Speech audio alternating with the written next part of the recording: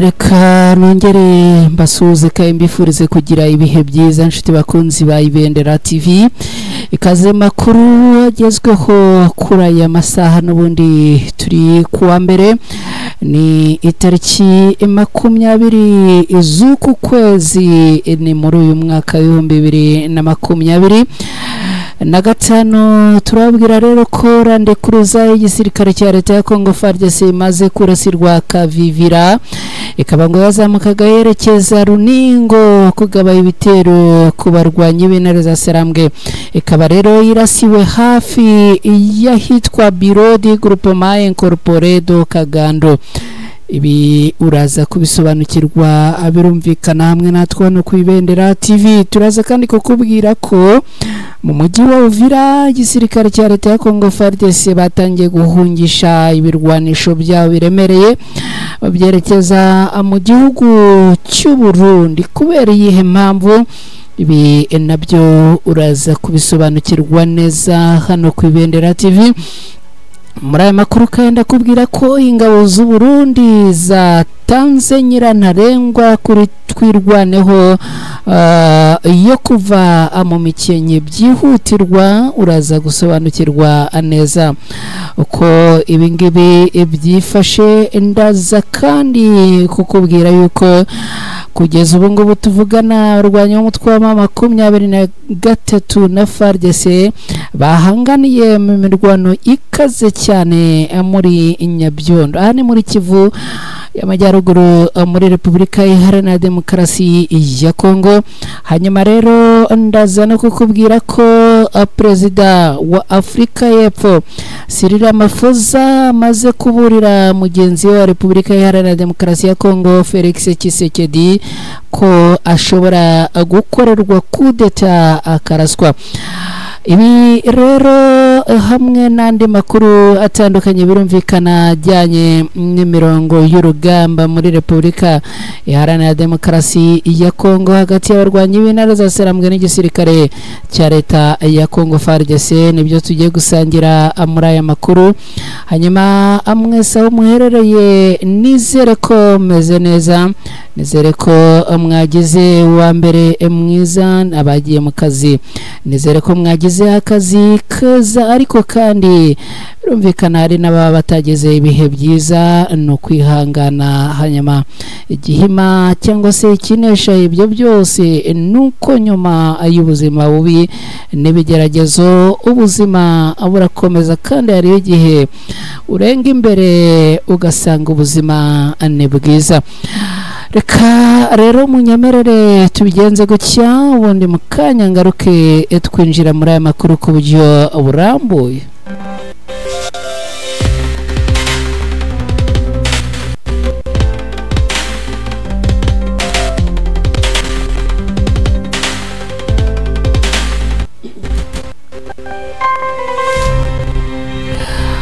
Nongeye kubaha ikaze mwese abaherereye mu turere twose tugize u Rwanda. Mbahaye ikaze, ubwo ndavuga akarere ka Kayonza, ndavuga Rulindo, ndavuga Gakenke, ndavuga Karongi, ndavuga Musanze, ndavuga Rubavu, nkavuga Gasabo, nkavuga na Nyarugenge. Hanyuma birumvikana bari mu Bugesera, bari za Kamonyi na Muhanga na Huye. Hepfo ngiyo namwe ikaza bari muri Repubulika Iharanira Demokarasi ya Congo, abari mu Burundi, abari muri Kenya, Tanzania, Zambia, Sudani, Malawi, ubwo mu Bugande namwe ikaze. Hanyuma rero mwese tubahaye yambu muri aya makuru. Bari mu gihugu cya Leta Zunze Ubumwe za Amerika, bari mu Bufaransa, bari mu Bwongereza, abari muri Australia, bari mu Bubiligi, abari mu Buholandi, abari Norvege, abari muri Canada, namwe ikaze muri aya makuru. N'amakuru twinjiyemo ku buryo burambuye, duhereye muri Kivu y'Amajyepfo muri Repubulika Iharanira Demokarasi ya Congo. Amakuru aturuka ngara avuga ko Land Cruiser y'igisirikare cya leta ya Congo FARDC imaze kurasirwa Kavivira ikaba ngo yarashwe ubwo yazamukaga yerekeza mu bice byegereye Runingo kugabaye ibitero ku barwanyi b'intare za Sarambwe ikaba yarasiwe hafi ya Biro di Groupement Incorporé do Kagando. Amakuru aturuka hangaha aravuga ko ku isaha y'isa 7:15 zo kuri aya manywa uzamuka werekeza Kavimvira abarwanya ba FARDC ngo bisanze barashwe ubwo bari muri Land Cruiser aberekeza mu bice bya Runingo na Sange haruguru hariya. Kugeza ubu ntiharamenyekana umubare nyawo w'abasirikare barasiwe muri iyi modoka gusa ngo abari benshi. Amakuru avuga yuko iyi modoka yarashwe n'abantu bataramenyekana gusa kugeza ubu ngubu hakaba harimo gukekwa impande zigera ku ebyiri. Abo ku ruhande rwa leta ya Congo barakeka ko ngo yaba ari intare za Sarambwe zayirashe cyane yuko abarwanyi b'intare za Sarambwe bari mu birindiro bitandukanye ngo ibizwi n'ibitazwi, amashyamba menshi azwi n'atazwi, uduce twinshi tuzwi n'ututazwi aha muri Kivu y'Amajyepfo by'umwihariko mu bice bikikije uyu umujyi wa Uvira. Ku rundi ruhande ariko abandi bakavuga ko ngo iyi modoka ishobora kuba yarashwe na Wazalendo dore ko mu bice bimwe na bimwe amaze iminsi yumvikana umutekano utari mwiza hagati ya Wazalendo na FARDC. Bamaze iminsi rero batameranye neza, hakaba harimo n'abavuga yuko iyi modoka yaba yarashwe n'abarwanyi ba Wazalendo kugira ngo rero abagenda bihimura ku barwanyi b'igisirikare cya leta ya Congo FARDC. Abavuga ibingibi bakabihera ku mpamvu imwe nyamukuru kandi ikomeye. Hari ngo bimwe mu bice bimwe na bimwe abarwanyi ba Wazalendo bagaragaje ko bashaka gusahuramo by'umwihariko aha muri Kivu y'Amajyepfo mu mujyi wa Uvira, ariko ngo bikaza kurangira bitambitswe n'igisirikare cya leta ya Congo FARDC.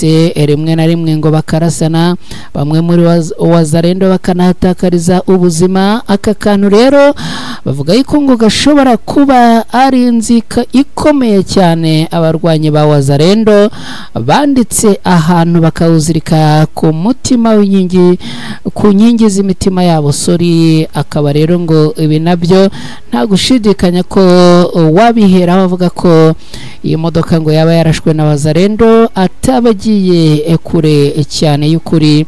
Gusa ariko bikaba bitangazwa ko hakirimo gukorwa iperereza kugira ngo hamenyekane abarashe iyi Land Cruiser y'abasirikare bo ku ruhande rwa leta ya Congo FARDC.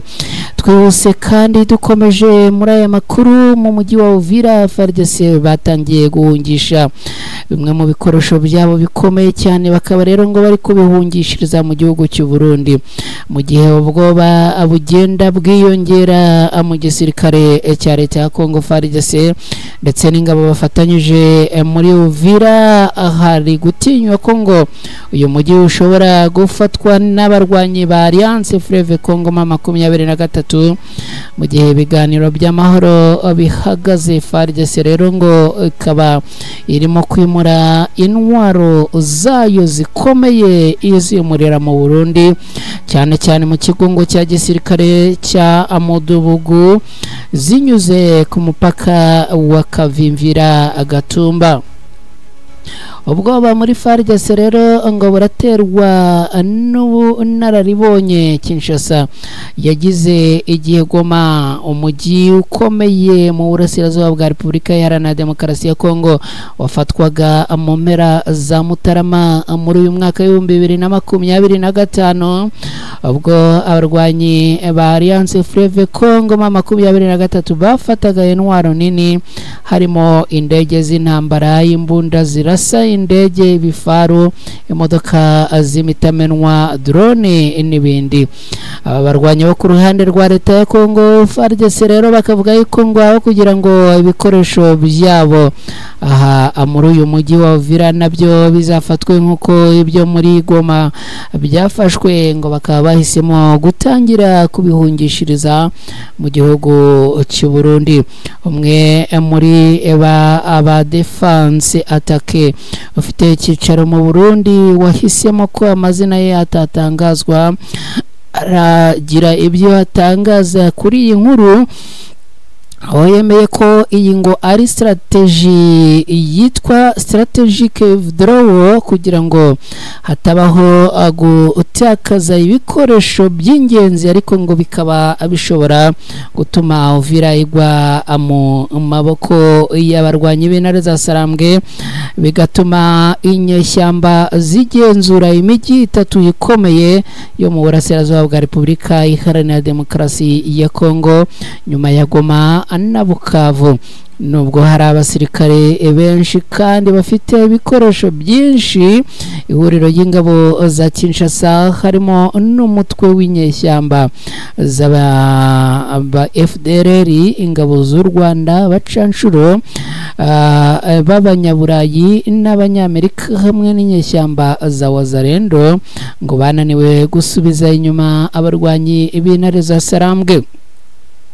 Uko gusubiza inyuma ibikoresho by'ihuriro ry'ingabo zishyigikiye guverinoma ya Kongo ngo bigaragaza ko ridafite ubushake n'ikizere mu bikorwa byayo byo kurwana no gutsinda urugamba bariho. Usibye muri Goma abagiriye igihombo kinini ku ruhande rw'ingabo za leta ya Kongo ngo kohereza izo ngabo zose zavuzwe haruguru i Bukavu ngo ntibyashoboye kubuza umujyi wa Bukavu nawo gufatwa.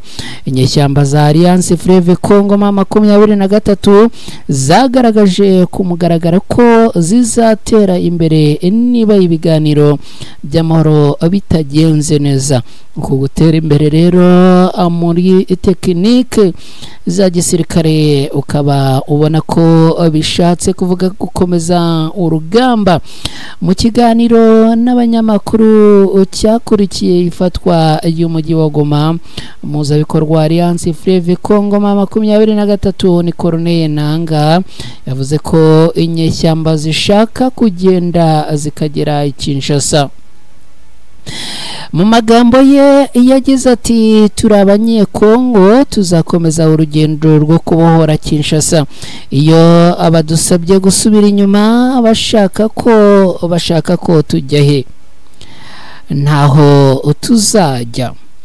Umugabo w'ingabo za Alliance Fleuve Congo na 23 ni Major General Sultani Makenga yanavuze ko abazajya Kisangani na Kinshasa niba Perezida Tshisekedi akomeje kubangira uburenganzira bw'abanyekongo. Mu gihe ihuriro ry'ingabo zishyigikiwe na leta ya Kongo zisubiza inyuma intwaro zaryo zikomeye zivanwa Uvira zijyanwa mu Burundi, ikigaragara bishobora korohereza inyeshyamba za AFC 23 mu gufata Uvira kandi bizashyira ku karubanda ubushobozi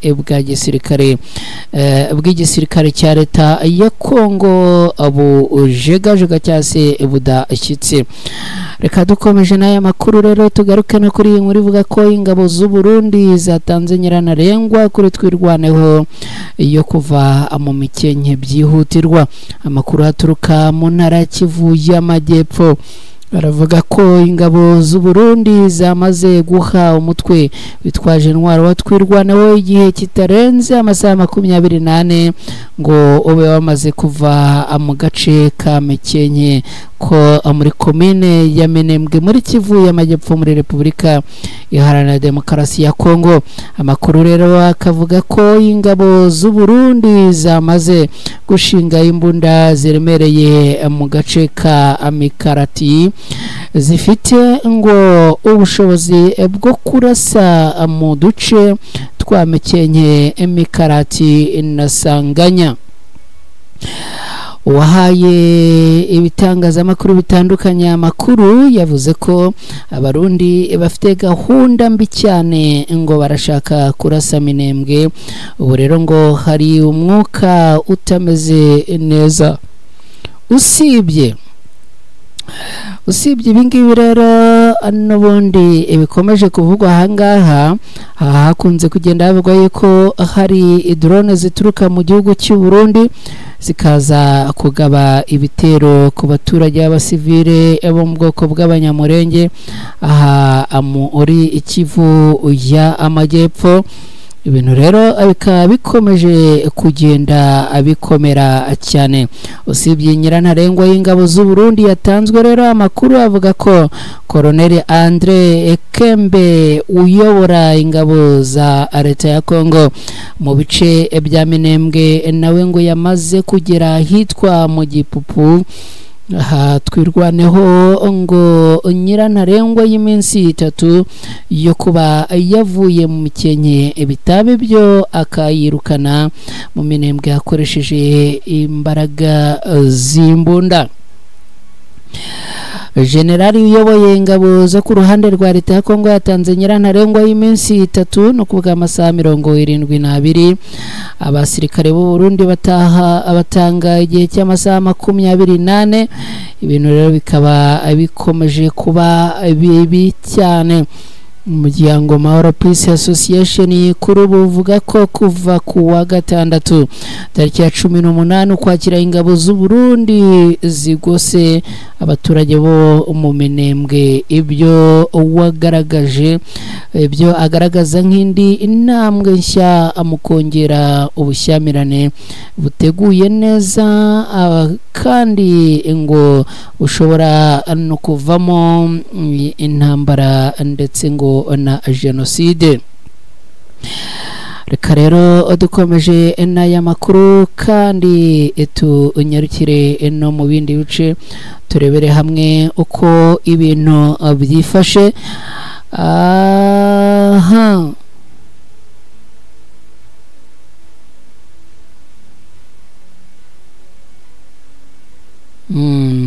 Muri Kivu y'Amajyepfo ngo kugeza ubu harabarurwa ingabo z'u Burundi ziri hagati y'ibihumbi 10 n'ibihumbi 15 zose ngo ziteguye kuba zabuza barwanyi b'intare za Sarambwe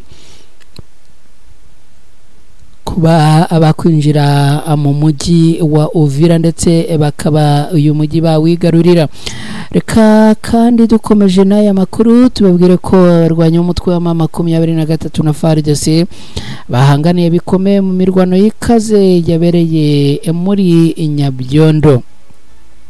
Imirwano ikaze kuri uyu wa mbere tariki 20 ukwakira muri uyu mwaka yaramutse ijya mbere hagati y'abarwanyi ba Alliance Fleuve Congo M23 n'ihuriro y'ingabo za leta ya Kongo mu mujyi muto wa Nyabyondo herereye muri teritwari ya Masisi mu ntara ya Kivu y'Amajyaruguru muri Repubulika Iharanira Demokarasi ya Kongo. Amakuru avuga ko guhera saa 7 z'ijoro abarwanyi ba Wazalendo abarwana ku ruhande rwa leta ya Kongo ngo bagabye ibitero ku birindiro bya M23. Abatuye muri kariya gace bavuga ko humvikanye urusaku rw'intwaro ziremereye n'izoroheje byatumye abaturage batangira guhunga. Amakuru atangwa n'inzego z'umutekano nizo ku ruhande rwa leta ya Kongo avuga ko ibitero by'ingabo za leta ya Kongo bigamije kuvana M23 muri uriya mujyi igenzura kuva muri Werurwe uyu mwaka.